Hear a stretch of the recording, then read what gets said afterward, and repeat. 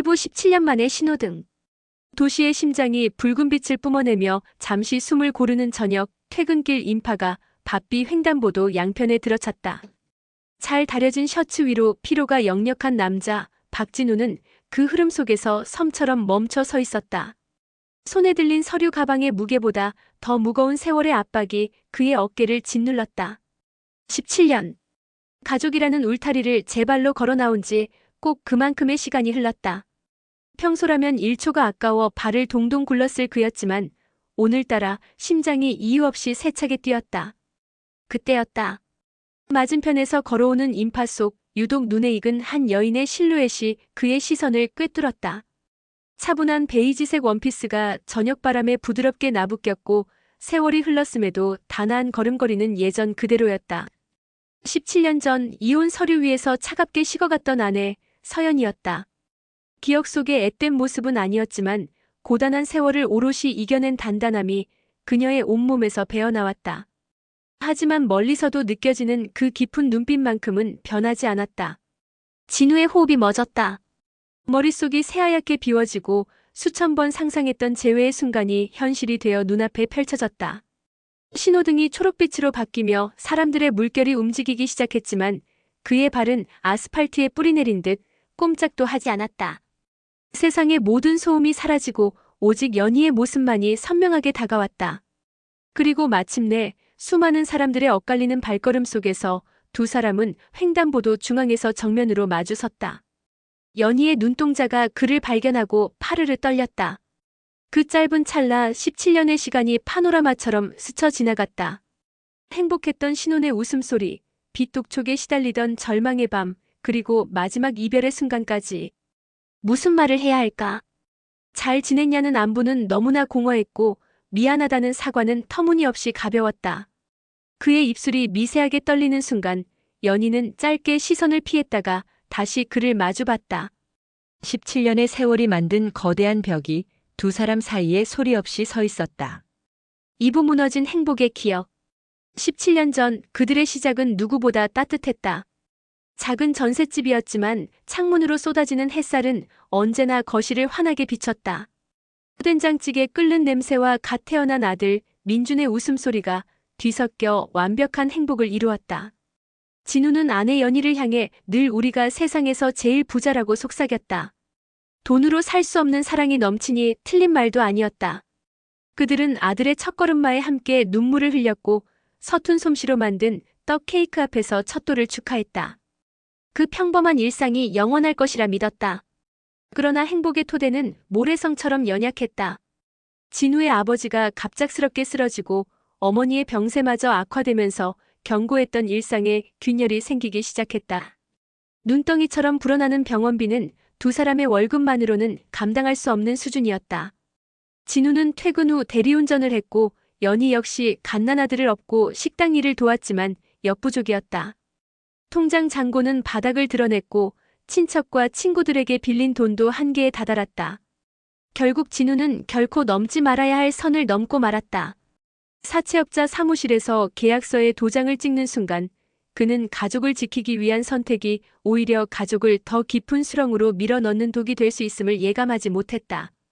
숨통을 틔워주었던 돈은 곧 거대한 이자가 되어 돌아왔다. 밤낮 없는 독촉 전화와 현관문에 붙은 붉은 경고장은 부부의 대화를 싸늘하게 식혔다. 웃음소리가 사라진 자리에는 날 선 목소리와 깊은 한숨만이 남았다. 또 돈을 빌렸냐는 연희의 절규에 진우는 아버지를 살려야 하지 않겠냐고 소리쳤다. 서로를 위로할 여유조차 사라진 채 불신과 피로가 두 사람을 잠식했다. 진우의 마음속에서는 점점 하나의 생각이 괴물처럼 자라났다. 이 끔찍한 빚의 굴레를 아들에게만큼은 물려줄 수 없다는 생각. 그것은 가족을 위한 책임감으로 포장된 지독한 도피였다. 마지막 밤 그는 잠든 아내와 아들의 얼굴을 한참이나 바라보았다. 아들 민준의 이마에 조용히 입을 맞추며 그는 속으로 되뇌었다. 미안하다. 아빠가 없어야 너희가 살 수 있다. 그렇게 진우는 가장 무거운 죄책감을 짊어진 채 가장으로서의 자리를 내던지고 어둠 속으로 사라졌다. 3부 죄책감의 무게. 집을 나선 후 진우의 삶은 성공을 향한 처절한 몸부림이었다. 밤낮을 가리지 않고 일에 매달렸고 독하다는 소리를 들으며 악착같이 돈을 모았다. 시간이 흘러번 듯한 직책과 넉넉한 수입을 갖게 되었지만 그의 내면은 단 한순간도 채워지지 않는 공허함으로 가득했다. 퇴근 후 불 꺼진 넓은 아파트로 돌아오면 정막이 그를 비웃는 듯했다. 배달 음식 봉지가 쌓인 식탁에 홀로 앉아 술잔을 기울이는 날이 늘어갔다. 술은 잠시 고통을 마비시킬 뿐 깨어나면 어김없이 마지막으로 보았던 아내의 눈물과 아들의 얼굴이 떠올라 그를 괴롭혔다. 그는 수십 통의 편지를 썼다. 펜을 들 때마다 손끝이 떨렸고 미안하다는 말 외에는 다른 어떤 문장도 쓸 수 없었다. 언젠가 너희 앞에 떳떳하게 설 수 있기를 바란다고 적었지만 그 언젠가가 영원히 오지 않을 것임을 스스로 잘 알았다. 우체통 앞까지 갔다가도 내가 무슨 자격으로라는 자책감에 발길을 돌리기 일쑤였다. 그렇게 보내지 못한 편지들은 그의 책상 서랍 안에서 죄책감의 증거처럼 쌓여만 갔다. 돈은 꾸준히 모였지만 그는 자신을 위해 돈을 쓰지 않았다. 낡은 양복을 고집했고 값비싼 음식 한 번 사 먹지 않았다. 주변 사람들은 그를 검소하다고 칭찬했지만 그것은 스스로에게 내리는 벌이었다. 그는 달력을 넘기며 아들 민준의 생일을 홀로 챙겼다. 작은 케이크에 촛불을 켜고 텅 빈 맞은편 의자를 보며 한참이나 앉아있다 불을 껐다. 결혼기념일에는 하루 종일 창밖만 바라보며 지나간 시간을 곱씹었다. 17년의 세월은 그에게 불을 안겨주었지만 행복을 웃을 자격은 영원히 빼앗아갔다. 그는 스스로를 죄인이라 불렀고 그 죄의 대가는 평생의 외로움이었다. 그리고 마침내 세월의 끝에서 그는 그토록 그리워했던 연희 앞에 섰다. 그것은 새로운 시작이 아니라 오래된 죄가 이끌어낸 필연적인 재회였다. 사보홀로 맞선 세월. 진우가 떠난 아침 텅 빈 신발장은 유난히 넓어 보였다. 연희는 그날 밤 목 놓아 울었지만 새벽녘 아들 민준의 울음소리에 정신을 차리고 눈물을 닦았다. 그 순간부터 그녀의 인생은 엄마라는 이름의 생존 투쟁이었다. 당장 아이의 분유와 기저귀 값을 벌기 위해 닥치는 대로 일했다. 마트 계산원, 시장 좌판, 식당 서빙까지.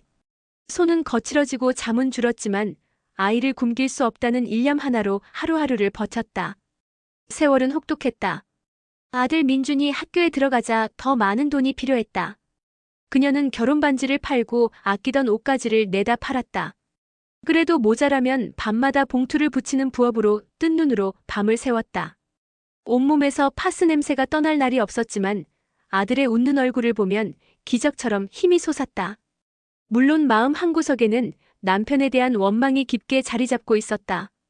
빚의 무게가 얼마나 무서운지 알았기에 그의 선택을 완전히 이해하지 못한 것은 아니었다. 하지만 함께 짊어지지 않고 혼자 도망쳐버린 그의 비겁함은 용서할 수 없었다. 힘들면 같이 힘들면 되지, 왜 우리만 남겨두고 떠났어? 이 질문은 17년 동안 수없이 그녀의 마음을 핥히었다. 그럼에도 그녀는 아들 민준 앞에서 단 한 번도 남편을 탓하지 않았다. 아빠에 대한 기억이 상처로만 남게 하고 싶지 않았기 때문이다. 아빠는 너를 많이 사랑했지만 그때는 너무 많이 힘들었을 거라고 늘 차분하게 설명해 주었다. 사람들은 그녀를 강한 여자라 불렀다. 하지만 그녀는 강한 척했을 뿐 매일 밤 흔들리는 마음을 다잡아야 했다. 남편의 빈자리는 결코 채워지지 않았지만 무럭무럭 자라는 아들의 모습이 그 공백을 조금씩 덮어주었다. 그렇게 17년의 세월을 아이 하나만 바라보며 달려온 그녀 앞에 모든 상처의 시작이었던 그 남자가 다시 나타난 것이었다. 오부 엇갈린 길 위에서 횡단보도를 건넌 두 사람은 나란히 걷기 시작했다. 화려한 도시의 불빛 아래 그들의 발걸음은 유난히 무거웠다. 어깨 사이에는 보이지 않는 벽이 놓인 듯 어색한 거리가 유지되었다. 17년이라는 세월은 서로에게 너무 많은 질문을 던졌지만 어떤 질문도 쉽게 입 밖으로 나오지 않았다. 입을 여는 순간 감당할 수 없는 감정들이 쏟아져 나올 것만 같았다. 진우가 어렵게 입을 열어 아이는 잘 지내냐고 물었다. 연희는 잘 자랐다고 당신이 없어도 라고 짧게 답했다. 그 대답은 칼날처럼 진우의 가슴을 파고들었다. 그는 아무런 대꾸도 하지 못한 채 고개를 숙였다. 가로등 불빛이 두 사람의 그림자를 길게 늘어뜨렸지만 그림자마저 서로에게 닿지 않은 채 평행선을 그렸다. 많이 힘들었을 거라는 진우의 말에 연희는 이제 와서 그 얘기가 무슨 의미가 있냐고 되물었다. 그녀의 목소리는 담담했지만 그 안에는 홀로 짊어져야 했던 세월의 무게가 고스란히 담겨 있었다. 진우는 더 이상 말을 잇지 못하고 그녀의 옆모습을 바라보았다. 웃음기 사라진 얼굴 하지만 역경을 이겨낸 강인함이 새겨진 그 표정에서 자신이 떠난 빈자리의 무게를 실감했다. 미안하다는 말은 이미 늦었고 보고 싶었다는 말은 너무 이기적이었다. 어색한 침묵 속에서 두 사람은 서로의 마음이 여전히 17년 전 그날에 멈춰 있음을 깨달았다. 그 긴 세월은 단 한 번의 만남으로 메워질 수 있는 것이 아니었다. 육부 17년 만의 고백. 두 사람은 길가의 작은 공원 벤치에 나란히 앉았다. 도시의 소음이 멀어지자 침묵은 더욱 무겁게 내려앉았다. 한참 동안 벤치의 낡은 나무결을 손끝으로 쓸어내리던 연희가 먼저 입을 열었다. 그녀의 목소리는 낮고 차분했지만 그 안에는 17년간 묵혀온 응어리가 담겨 있었다. 당신이 떠날 수밖에 없었던 거 이해하려고 노력했어. 빚이 얼마나 사람을 옥죄는지 나도 아니까. 하지만 당신이 떠난 그 집의 무게, 아이를 키우는 현실은 전부 내 몫이었어. 그 말은 고백이자 원망이었고 진실이었다. 진우는 고개를 떨군 채 아무 말도 할 수 없었다. 미안해. 그땐 그게 최선이라고 믿었어. 하지만 지금 생각하니 그건 도망이었지. 그의 목소리는 죄책감에 갈라져 나왔다. 연희는 흔들림 없는 눈빛으로 그를 바라봤다. 나는 당신이 떠난 날부터 매일같이 견뎌야 했어. 아이 앞에서 울 수도 없어서 웃는 척해야 했지. 당신의 선택이 가족을 지킨 게 아니라 우리를 더 외롭게 만들었다는 건 알아야 해. 연희의 말은 비수처럼 날아와 그의 심장에 박혔다. 하지만 그녀의 말 속에는 단순한 원망만 있는 것이 아니었다. 그래도 민준이 앞에서는 단 한 번도 당신을 원망하지 않았어. 아버지가 없는 아이로 상처받게 하고 싶지 않았으니까. 그 말에 진우의 눈가가 뜨거워졌다. 그녀가 홀로 아이를 지키기 위해 얼마나 많은 눈물을 삼켰을지 그 한마디에 모든 것이 담겨 있었다. 그녀의 원망은 분노가 아니라 사랑과 책임의 또 다른 이름이었음을 그는 비로소 깨달았다. 17년 만에 꺼낸 그의 고백과 그녀의 대답은 두껍게 쌓인 벽에 아주 작은 균열을 만들고 있었다. 7부 터져나온 울분. 며칠 후 세 사람은 어색하게 식탁에 마주 앉았다. 아들 민주는 고개를 숙인 채 수저만 만지작거렸고 진우는 얼어붙은 듯 아무 말도 꺼내지 못했다. 침묵을 깬 것은 민준이었다. 그의 눈빛은 17년간 쌓아온 울분으로 차갑게 빛나고 있었다. 많이 컸구나. 진우가 어렵게 꺼낸 말에 민주는 코웃음을 쳤다. 그게 지금 할 말이세요? 17년 동안 소식 한 번 없다가 이제 와서 아버지인 척 하시게요. 그의 목소리는 얼음장처럼 차가웠다.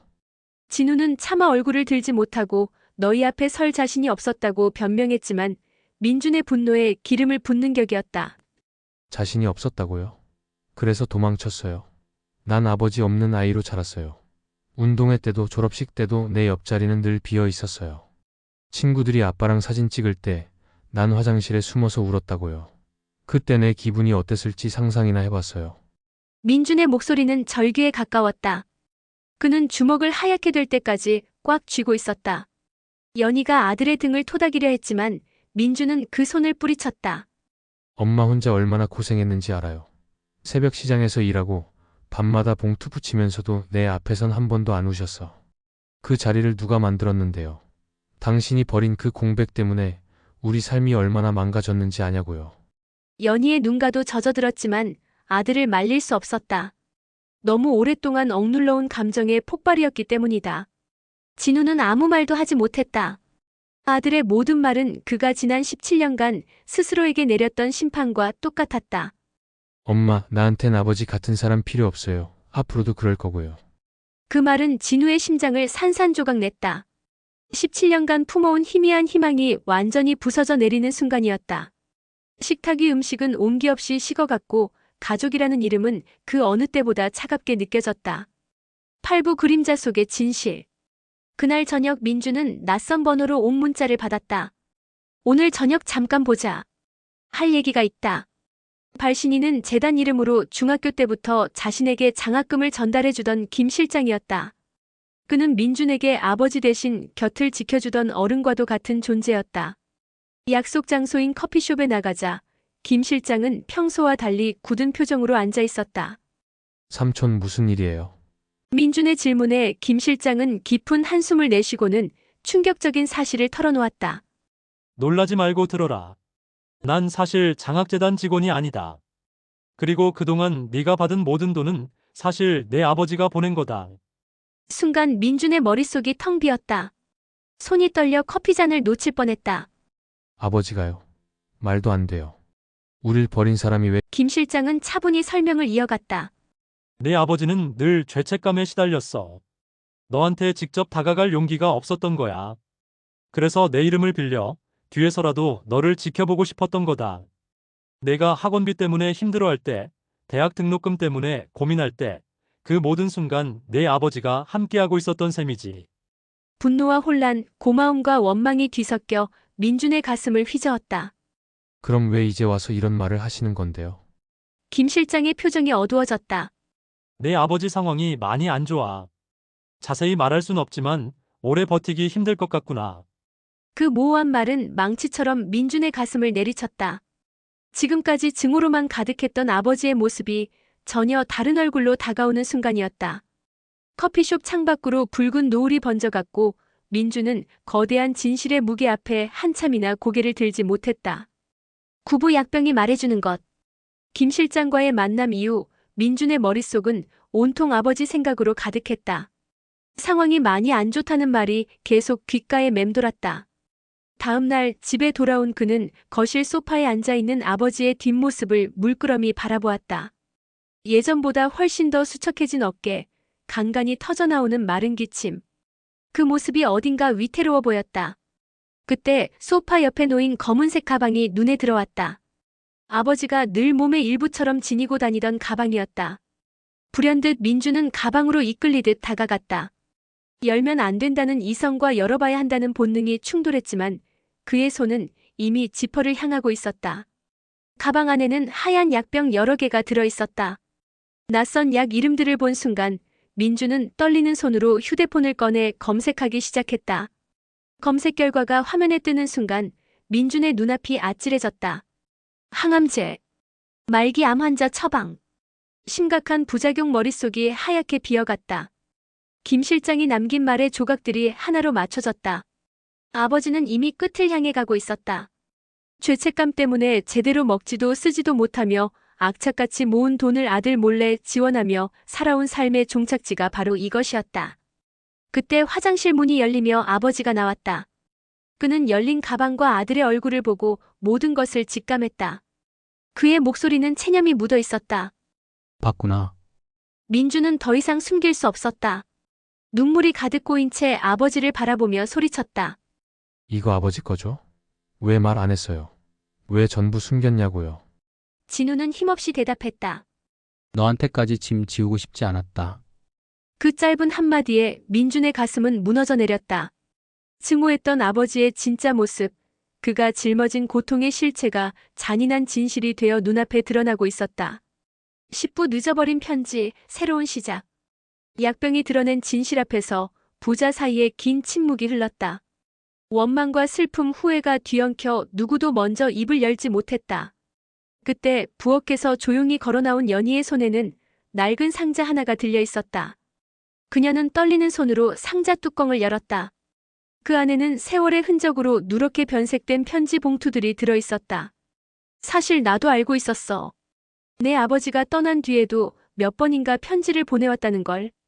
하지만 내가 상처받을까봐 차마 보여줄 수가 없었다. 연희는 봉투 하나를 꺼내 아들 민준에게 건넸다. 민준은 떨리는 손으로 편지를 펼쳤다. 삐뚤빼뚤한 글씨, 군데군데 눈물 자국으로 번진 문장들. 그 안에는 아버지의 절절한 고통과 그리움이 그대로 담겨 있었다. 내가 직접 다가가면 더 큰 상처가 될까 두려워 뒤에서라도 널 돕기로 했다. 언젠가 내가 이 사실을 알게 된다면 나를 원망해도 좋다. 하지만 이것 하나만은 기억해다오. 아빠는 단 한순간도 너를 잊은 적이 없다는 것을. 민준의 눈에서 뜨거운 눈물이 쏟아져 내렸다. 손에 들린 편지가 눈물에 젖어 흐릿해졌다. 17년간 단단하게 쌓아 올렸던 증오의 벽이 편지 한 장 앞에서 속절없이 무너져 내렸다. 원망은 사라지지 않았지만 그보다 더 큰 아버지의 진심이 파도처럼 밀려왔다. 진우는 아들의 손을 힘겹게 잡았다. 미안하다. 도망친 것도, 끝까지 곁에 있지 못한 것도 전부 미안하다. 민주는 아버지의 앙상한 손을 마주잡고 울음을 터뜨렸다. 저 정말 아버지가 미웠어요. 근데 이제는 모르겠어요. 그 말 한마디면 충분했다. 17년간 엇갈렸던 가족은 마침내 서로의 상처를 마주보고 있었다. 갈등과 원망은 완전히 사라지지 않았지만 그 위에 새로운 이해와 용서가 조심스럽게 싹트고 있었다. 횡단보도에서 멈췄던 그들의 시간은 이제야 다시 흐르기 시작했다.